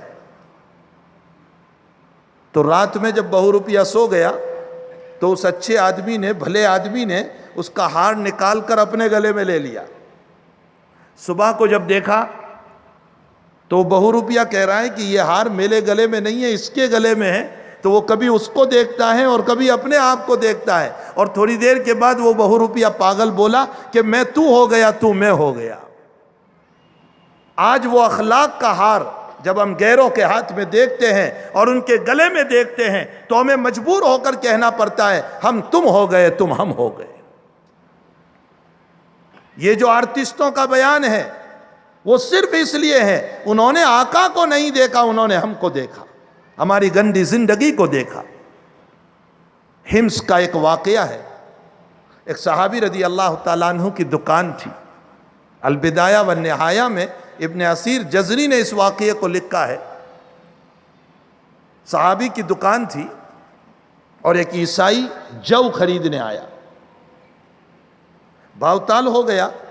اس کے بعد صحابی نے فرمایا کہ بھائی وہ سامنے والے جو ہیں اس کی دکان سے تم خرید لو، اور وہ بھی عیسائی ہے، تم بھی عیسائی ہو، تو وہاں سے تم خرید لو۔ تو یہ خریدار کہنے لگا کہ کیا میں نان مسلم ہوں اس لیے تم مجھ کو نہیں دے رہے ہو؟ کہا نہیں، یہ مسئلہ نہیں، اصل میں آج میرا اتنا بیپار ہو گیا، اتنی تجارت ہو گئی ہے کہ آج کی روزی میرے لیے کافی ہو گئی، میرے گھر والوں کے لیے کافی ہو گئی۔ 4-5 آدمیوں نے مجھ سے خرید لیا ہے، اس غریب کو میں دیکھ رہا ہوں کہ ایک بھی خریدار نہیں آیا، آج کی روزی اس کے پاس نہیں آئی، اس لیے میں تجھے وہاں بھیجتا ہوں تاکہ کم سے کم اس کی آج کی روزی آ جائے۔ یہ وہاں گیا اور اس عیسائی دکاندار سے بتایا کہ مجھے سامنے والے مسلمان نے بھیجا، اور پوری بات نقل کر کے بھیجا، اور پوری بات وہاں نقل کی، اور یہ کہا کہ مجھے یہ کہہ کر بھیجا، اور وہاں سے جو خرید کر گیا وہ عیسائی۔ ابن اسیر نے لکھا ہے کہ 3 یا 4 دن کے بعد وہ واپس آیا اس مسلمان کی دکان پر، اس صحابی کی دکان پر، اور آنے کے بعد اس نے یوں کہا کہ بھائی چند دن پہلے تم نے میرا دل خرید لیا، اب آج میں اپنی ذات تمہیں بیچنے آیا ہوں، مجھے آپ اس محمد کا کلمہ پڑھا دیجئے جس کی نسبت تمہیں حاصل ہے، اس لیے کہ جب تمہارے اندر یہ خیر خواہی ہے تو محمد میں کتنی خیر خواہی ہوگی۔ حقیقت یہ ہے کہ آج جو کچھ مسائل ہو رہے ہیں وہ ہماری بد اخلاقیوں کو دیکھ کر، ہماری بدعنوانیوں کو دیکھ کر، ہمارے غلط رویشوں کو دیکھ کر، ہمارے غلط طریقوں کو دیکھ کر۔ اللہ کرے ہم اپنی زندگی کو محمد الرسول اللہ صلی اللہ علیہ وسلم کی مبارک طریقے پر، مبارک زندگی پر اپنے آپ کو لانے والے بنے۔ اسی لیے حضرات صحابہ کرام رضوان اللہ تعالی علیہ مجمعین نے جب نبی سے نصیحت مانگی تو اللہ کے حبیب نے کبھی زبان پکڑ کے فرمایا املک علیک لسانک، اپنی زبان کو قابو میں رکھنا، کامیاب ہو جاؤ گے۔ نبی علیہ السلام نے انصاف کا جو سبق دیا امت کو، میں سمجھتا ہوں دنیا کی ساری کتابیں آپ پڑھ لو، یہ انصاف کا سبق آپ کو کہیں نہیں ملے گا۔ نبی علیہ السلام فرماتے یحب لأخیہ ما یحب لنفسہ، ایسا سبق پڑھایا نبی نے کہ ایسا سبق دنیا میں کہیں نہیں ملے گا۔ انصاف کی تعریف آپ کیا کر سکتے ہیں؟ نبی تعریف کر رہے ہیں اپنے بھائی کے لیے وہ پسند کرو جو اپنے لیے پسند کرتے ہو۔ میں چاہتا ہوں میرے لیے عزت ہو تو آپ کے لیے بھی عزت، میں چاہتا ہوں میرے لیے مالداری ہو آپ کے لیے بھی مالداری، میں چاہتا ہوں میری بچی کا اچھی جگہ طے ہو نکاح کا، آپ کی بچی کا بھی اچھی جگہ طے ہو، میں چاہتا ہوں میرے لڑکے کا اچھی جگہ خطبہ اور نکاح ہو، آپ کے بچے کا بھی اچھی جگہ نکاح اور خطبہ ہو۔ فرمایا جس کی چاہت یہ ہوگی وہ انصاف پر ہے، اور جس کی چاہت یہ نہیں ہے وہ انصاف پر نہیں ہو سکتا۔ یہ نبی علیہ السلام کی مقدس تعلیم ہے۔ تو حضرت خبیب رضی اللہ تعالیٰ عنہ نے فرمایا بہن گھبراؤ نہیں، ڈرو مت تم، میں تمہارے بچے کو کچھ نہیں کروں گا۔ میرے نبی نے بچوں کو مارنے سے منع فرمایا۔ دوسرے دن جب خبیب کو لے گئے، فرمایا کوئی تمنا ہے؟ مرنے سے پہلے پوچھتے ہیں کوئی تمنا ہے؟ خبیب نے فرمایا ہاں میری تمنا ہے میں 2 رکعت نماز پڑھ لوں۔ شہادت سے پہلے سب سے پہلے جس نے 2 رکعت نماز پڑھی وہ خبیب رضی اللہ تعالیٰ عنہ۔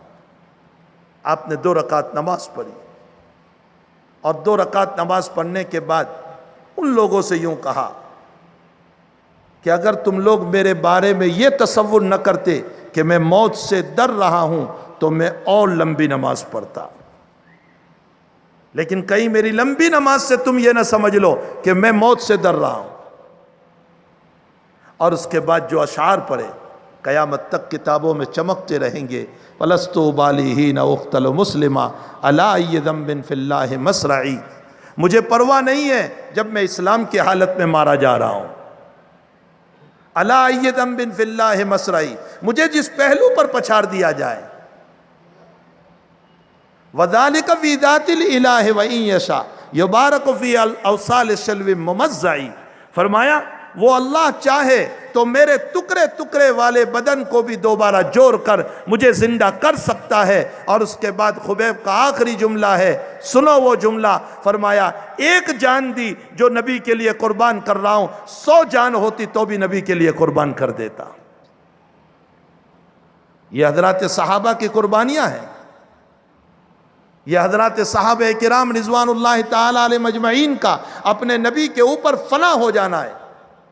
انہوں نے نہ اپنے بچوں کو دیکھا، نہ اپنی بیوی کو دیکھا، نہ اپنے کاروبار کو دیکھا، نہ اپنی دکان کو دیکھا، نہ اپنے کھیتوں کو دیکھا، نہ اپنے باغوں کو دیکھا، کچھ نہیں دیکھا۔ اللہ کے نبی کا حکم ہوا اور اپنے آپ کو اللہ کے لیے قربان کر دیا۔ ساری دنیا والے مل کر اس صحابی کے مقام کو حاصل کرنا چاہے نہیں کر سکتے۔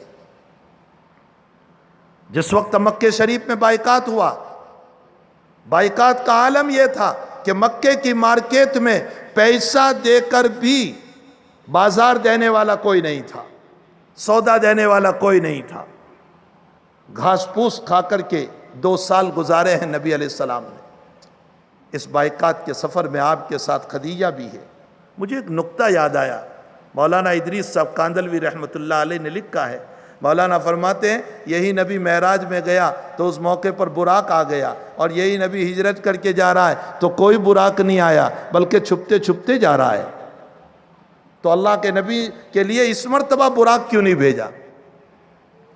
مولانا ادریس صاحب کاندلوی رحمۃ اللہ علیہ جواب دیتے ہیں، فرمایا جب معراج ہوئی تھی تو اللہ کے مہمان تھے، اور میزبان کے ذمہ ضروری ہے کہ اپنے مہمان کا شاندار استقبال کرے، اس لیے وہاں جانور بھیجا۔ اور یہاں حال یہ ہے کہ یہ جو ہجرت کر کے جا رہے ہیں یہ دعوت و تبلیغ کا منشا ہے۔ نبی کو چھپتے چھپاتے ہفتہ 10 دن اونٹنی پر سوار کر کے بھیج کر اشارہ فرمایا، میرے نبی دعوت و تبلیغ میں تو مصائب اٹھانے ہی پڑیں گے، دعوت و تبلیغ میں تو تمہیں مصائب کو اٹھانا ہی پڑے گا، اس کے بغیر دین حاصل نہیں ہو سکتا ہے۔ آج تو میرا آپ کا حال یہ ہو گیا کہ بیٹھے بٹھائے چاہتے ہیں ولی اللہ بن جائے، اور پھر افسوس یہ ہے کہ 2 نمازیں نہیں پڑھی کہ اپنے آپ کو ولی کی فہرست میں شمار کرنے لگتے۔ 2 نمازیں ہم نہیں پڑھتے، 2 مسئلے نہیں جانتے کہ علماء کے اوپر اپنی فوقیت اور فضیلت بتانے لگتے۔ مجھے ایک واقعہ یاد آیا، مولانا علی میاں ندوی صاحب رحمۃ اللہ علیہ نے یہ خود واقعہ اپنا بیان فرمایا۔ حضرت فرماتے ہیں کہ میں اپنے پیر و مرشد حضرت رائے پوری رحمۃ اللہ علیہ کی خدمت میں بیٹھا ہوا تھا۔ شاہ عبد القادر صاحب رائے پوری رحمۃ اللہ علیہ، آپ کے باپ میں لکھا ہے مستجاب الدعوات تھے۔ عطا اللہ بخاری کا نام آپ نے سنا؟ شاہ عطا اللہ صاحب بخاری رحمۃ اللہ علیہ، شاہ صاحب کے خلاف جب انگریز میں پکڑ وارن نکلا تو شاہ صاحب دوڑتے بھاگتے رائے پور آ گئے۔ حضرت رائے پوری سے فرمایا حضرت پکڑ وارن نکلا ہے، دعا فرما دیجئے۔ تو حضرت خاموش رہے، حضرت بہت کم بولتے تھے، خاموش رہے۔ تھوڑی دیر کے بعد فرمایا حضرت دعا فرما دیجئے۔ حضرت خاموش رہے. تھوڑی دیر کے بعد فرمایا حضرت دعا فرما دیجئے. حضرت خاموش رہے. تو چوتھی مرتبہ شاہ عطا اللہ صاحب نے فرمایا سائیں کچھ تو بول. سائیں کہتے ہیں اللہ والے کو، ہم سائیں کہتے ہیں مانگنے والے کو، سائیں اللہ والے کو کہتے ہیں. فرمایا ارے بزرگ کچھ تو بول.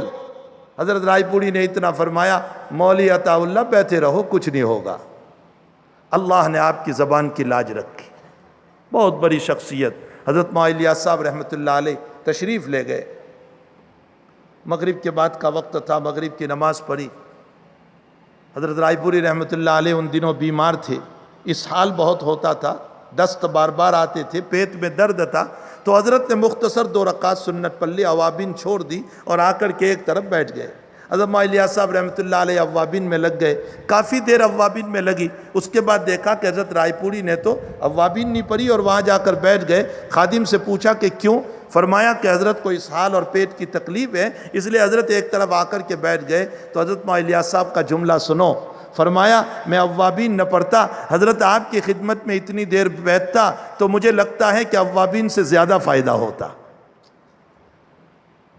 حضرت رائے پوری تو حضرت رائے پوری تھی. آخر مولانا علی میاں ایسے ہی گرویدہ تھوڑے ہی ہو گئے، منظور نعمانی ایسے ہی تھوڑے قدموں میں بیٹھ گیا، مولانا الیاس صاحب جیسے شخصیت ایسے ہی تھوڑے ان کے قدموں میں چلی گئی، مولانا زکریہ صاحب جیسے ایسے ہی تھوڑے پہنچ گئے. مستجاب الدعوات شخصیت تھی حضرت رائے پوری رحمۃ اللہ علیہ. کچھ تاجر آئے اور وہ بڑے تاجر تھے بمبئی کے، حضرت کی خدمت میں آئے. اب ایسا جب ہوتا ہے نا تو خدام جو ہوتے ہیں، خدام وہ دل میں سوچنے لگے حضرت ابھی کچھ باتیں بیان کرے تو اچھا، کچھ نکتے بولے تو اچھا، کچھ شاندار وعظ کرے تو اچھا، تاکہ حضرت کا مقام معلوم ہو، ان تاجروں کے سامنے فلوس رحمۃ اللہ علیہ آتے ہو جائے. یہ خادموں کی سوچ ہوتی ہے. تو سارے خدام سوچ رہے تھے یہ بڑے بڑے تاجر آئے ہوئے، حضرت کچھ بولے حضرت. اور حضرت ہے کہ خاموش بیٹھے ہوئے، بس اتنا پوچھ لیا تم لوگ خیریت سے ہو، اس کے علاوہ کچھ نہیں، خاموش بیٹھے ہوئے. تو جان بوجھ کر ایک صاحب نے مسئلہ چھیڑا تاکہ حضرت زبان کھولے اور کچھ بولے. فرمایا حضرت صبر کس کو کہتے ہیں؟ تو اب سنو، حضرت رائے پوری رحمۃ اللہ علیہ فرماتے ہیں علی میاں بیٹھے ہوئے ہیں، ان سے پوچھ لو، مجھے نہیں معلوم. ہے کوئی آج ایسا پیر؟ وہ تو یہی کہے گا کہ یہ مالدار لوگ آئے ہیں، میں ہی کچھ بولوں تاکہ ان کے دلوں میں میری عظمت پیدا ہو. لیکن ان بزرگوں کے دلوں میں دنیا کی عظمت نہیں تھی، اللہ کی عظمت تھی.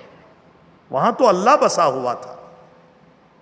فرمایا علی میاں ہے، ان سے پوچھو، میں نہیں جانتا صبر کس کو کہتے ہیں. مولی میاں صاحب فرماتے ہیں کہ میں نے کہا حضرت میں اس کا لفظی معنی جانتا ہوں، حقیقی معنی تو آپ جانتے ہیں. صبر کا معنی اپنے آپ کو روکنا، بس اتنا میں جانتا ہوں، اس کا حقیقی معنی تو آپ جانتے ہیں. تو حضرت مولی میاں حضرت رائے پوری نے فرمایا بھائی تم تو لفظی معنی جانتے ہو، اس عاجز کو تو لفظی معنی بھی نہیں آتا.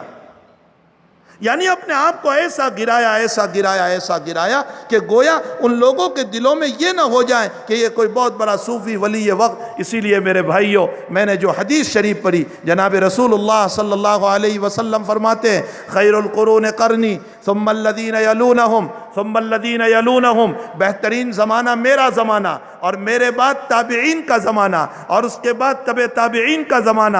اللہ کے نبی فرماتے ہیں ثم یاتی علیکم زمان، اس کے بعد جو زمانہ آئے گا اس میں کیا ہوگا؟ فرمایا یظہر فیہم السمن. سمن کا معنی موتاپا، سمن کا معنی موتاپا، موتے ہو جانا. محدثین نے ایک ترجمہ تو یہ کیا کہ جب تبع تابعی کا دور ختم ہو جائے گا. یہ ہمارے حضرت قدس سرہ شیخ یونس صاحب کی تقریر ہے. فرمایا جب یہ دور ختم ہو جائے گا تابعین کا، تبع تابعین کا، صحابہ کا، تو پھر دنیا کا حال کیا ہوگا؟ لوگوں میں عیش پرستی آئے گی، کھانا عام ہو جائے گا، تعیش میں مبتلا ہو جائیں گے، جس کی بنیاد پر موتے ہو جائیں گے، آخرت بھول جائیں گے، دنیا میں مبتلا ہو جائیں گے. اور ایک دوسرا معنی اس کا یہ بیان کیا کہ موتاپا آنے کا مطلب یہ ہے کہ ریاکاری عام ہو جائے گی. اس لیے کہ حال یہ ہے کہ انسان موتا بنتا ہے تاکہ لوگ اس کی طرف دیکھیں، تو عمل کو موتا بنانے کی کوشش کرے گا، بیان کو موتا بنانے کی کوشش کرے گا، قرات کو موتی بنانے کی کوشش کرے گا، درس کو موتا بنانے کی کوشش کرے گا، سخاوت کو اونچا بنانے کی کوشش کرے گا، تاکہ لوگ دیکھیں اور دیکھ کر کے اپنے دلوں کے اندر اس کو سخی کہے، اس کو عالم کہے، اس کو شیخ الحدیث کہے، اس کو نمازی کہے، اس کو قاضی کہے، اس کو تہجد گزار کہے، بڑے بڑے القاب سے اس کو نوازا جائے۔ مفتی شفیع صاحب رحمۃ اللہ علیہ فرماتے ہیں ایک دلہن کو اس کی سہیلیوں نے تیار کیا، اور جب دلہن تیار ہو گئی تو سہیلیاں کہنے لگی بہن تو بڑی اچھی معلوم ہوتی ہے، بڑی پیاری معلوم ہوتی ہے۔ عقل مند دلہن نے جواب دیا میری بہنوں میری تعریف نہ کرو، تمہاری تعریف سے کچھ نہیں ہوگا جب تک کہ میرا شوہر مجھ کو پسند نہ کر لے۔ جب تک وہ مجھے پسند نہیں کرتا تمہاری تعریف مجھے فائدہ نہیں دیتی۔ مفتی شفیع صاحب فرماتے ہیں اسی طرح ساری دنیا تمہاری تعریف کر رہی ہے، شیخ الحدیث صاحب، مفتی صاحب، حاجی صاحب، قاضی صاحب، نمازی صاحب، سخی صاحب، فلاں صاحب، امیر صاحب، مبلغ صاحب، چلوں پر چلے لگانے والے، 4 مہینے لگانے والے، بڑا بہترین درس دینے والے، ان سب کو کہہ دو تمہاری تعریف سے کچھ نہیں ہوگا جب تک کہ اللہ اپنی فہرست میں میرا نام نہیں لکھتا ہے۔ جب تک وہ اپنی فہرست میں ہمارا نام نہیں لکھتا وہاں تک تمہاری تعریف سے کچھ نہیں ہوگا۔ تو میرے بھائیوں، اللہ کے حبیب پاک صلی اللہ علیہ وسلم فرماتے ریاکاری عام ہو جائے گی، اور ریاکار کے باب میں تو نبی نے نہیں فرمایا کہ مجاہد کو بھی لایا جائے گا قیامت میں اور اللہ پوچھے گا کس کے لیے لڑا تھا، قوت کو کہاں لگایا، کہا تیرے لیے، اللہ کہے گا جاؤ سب دنیا کے لیے کیا تھا جہنم ہے۔ اور عالم کو بھی لایا جائے گا، علم فرمایا تیرے لیے شاندار تقریریں کی، بڑے بڑے مجمع ہوئے اور درس دیا، اور لوگ کہتے تھے مولانا بڑا اونچا بیان دیتے ہیں، فرمایا سب شہرت کے لیے تھا، جاؤ جہنم کے اندر۔ اور سخی کو بلایا جائے گا، بڑی سخاوت کی، وہ کہے گا اللہ تیرے لیے، کہا نہیں اس لیے تاکہ لوگ تجھے سخی کہے، لوگ تجھے حاتم تائی کہے، جاؤ دنیا میں اس کا بدلہ مل گیا، ہمارے پاس کچھ نہیں۔ میرے بھائیوں، ہمیں چاہیے کہ ہم اپنی زندگیوں میں اپنے اعمال میں اخلاص پیدا کریں۔ تو اللہ کے حبیب پاک صلی اللہ علیہ وسلم فرماتے یظہر فیہم السمن، اس کے بعد موٹاپا آ جائے گا، ریاکاریاں عام ہو جائے گی، اور پھر ریاکاری کے ساتھ ساتھ اللہ کے حبیب انقلاب زمان کو بیان فرماتے ہیں، زمانہ ایسا بدلے گا، ایسا بدل جائے گا، فرمایا ینظرون ولا یوفون، نظریں تو مانیں گے لیکن پوری نہیں کریں گے۔ بہت سارے لوگ نظر مانتے ہیں میرا کام ہو جائے میں اتنے غریبوں کو کھلاؤں گا، کام ہوتا ہے کوئی نہیں کھلاتا۔ میرا کام ہو جائے میں اتنے روزے رکھوں گا، جب کام بن جاتا ہے کوئی روزے نہیں رکھتا۔ اللہ کے نبی علیہ السلام نے اس کو فرمایا لوگ نظر مانیں گے پورا نہیں کریں گے، یشہدون ولا یستشہدون، فرمایا گواہی دینے کے لیے دوڑیں گے حالانکہ ان سے کوئی گواہی مانگنے والا نہیں ہوگا۔ آج کورتوں کے اطراف میں 500 روپے میں تمہیں جھوٹے گواہ بہت مل جائیں گے جو صرف جھوٹی گواہی دیتے ہیں۔ اللہ کے نبی نے اس کی طرف پیشین گوئی دی۔ ایک مرتبہ یوں ٹیک لگا کر حضور پاک صلی اللہ علیہ وسلم بیٹھے ہوئے تھے، یوں بیٹھ گئے، الا وقول الزور، الا وقول الزور، الا وقول الزور، جھوٹی گواہی سے اپنے آپ کو بچاؤ، جھوٹی گواہی سے اپنے آپ کو بچاؤ، جھوٹی گواہی سے اپنے آپ کو بچاؤ۔ صحابہ فرماتے ہیں ہمارے دل میں یہ آیا نبی خاموش ہو جائے تو اچھا ہے، ورنہ اس پر کہیں بہت بڑی وعید نہ اتر جائے۔ اور تیسری چیز حضور پاک صلی اللہ علیہ وسلم نے فرمائی یحلفون ولا یستحلفون، قسمیں بہت کھائیں گے حالانکہ ان سے کوئی قسم نہیں مانگے گا، یعنی بہت قسم کا کھانا یہ انسان کے جھوٹا ہونے کی دلیل ہے، یہ اس کی نشانی ہے۔ اور اس انداز سے لوگ قسم کھاتے ہیں کہ سننے والا اس کو سچا سمجھ جاتا ہے۔ میرے آقا صلی اللہ علیہ وسلم نے فرمایا، بخاری شریف کی روایت ہے، چکنی چپڑی باتیں کرنے والا، اونچے اونچے الفاظ میں بولنے والا اور قسمیں کھا کر باتوں کو معقد کرنے والا کسی دولت کا دعویٰ کرتا ہے اور اس کی بات میں آ کر، اس کی قسموں میں آ کر اللہ کے نبی کہتے ہیں میں اس کے حق میں فیصلہ کر بھی دوں اور وہ مال اس کا نہیں ہے تو نبی کے فیصلے کے باوجود وہ مالک نہیں ہو سکتا ہے۔ جو مال میرا نہیں وہ نبی کے فیصلے کے باوجود مالک نہیں ہو سکتا، تو کورٹ کے فیصلے کے بعد میں کہاں مالک ہو سکتا ہوں؟ میرے بھائیوں، کورٹوں کے کاغذات کو لے کر نہ گھومو، سب سے بڑا مفتی اور سب سے بڑا جج یہ ہمارا دل ہے، اس سے پوچھو کہ یہ جائز بھی ہے یا ناجائز۔ تو حضرات صحابہ کرام رضوان اللہ تعالیٰ علیہ مجمعین کی زندگی سراسر حضور پاک صلی اللہ علیہ وسلم کی اتباع میں گزری، اور اسی اتباع کو شریعت کہا گیا، اور اسی کو قرآن میں کہا گیا ان کنتم تحبون اللہ فاتبعونی۔ اتباع کا عالم حضرات صحابہ کا جب بائیکاٹ ہوا تو اس وقت 2 سال کا بائیکاٹ، کھانا نہیں مل رہا تھا، عبداللہ ابن مسعود بھی اس بائیکاٹ میں ساتھ ہے۔ آپ کے واقعات میں لکھا ہے عبداللہ ابن مسعود رضی اللہ تعالیٰ عنہ کئی دن سے بھوکے تھے، رات میں پیشاب کے لیے بیٹھے اور آپ کا پیشاب گرا ہے، سنو غور سے، آپ کا پیشاب گرا تو کسی چیز کی کھن کھن کی آواز آئی، آپ نے ہاتھ گھمایا تو وہ کسی جانور کا سوکھا ہوا چمڑا تھا۔ آپ نے اس چمڑے کو اٹھایا، اس کو صاف کیا، اس کو دھویا، اچھی طرح صاف کیا، پھر سکھایا، اور سکھانے کے بعد پھر اس کو پانی میں ڈبو کر اسی کو چبا لیا۔ کیا میں اور آپ یہ قربانی دے سکتے تھے نبی کریم صلی اللہ علیہ وسلم کے لیے جو قربانی صحابہ نے دی؟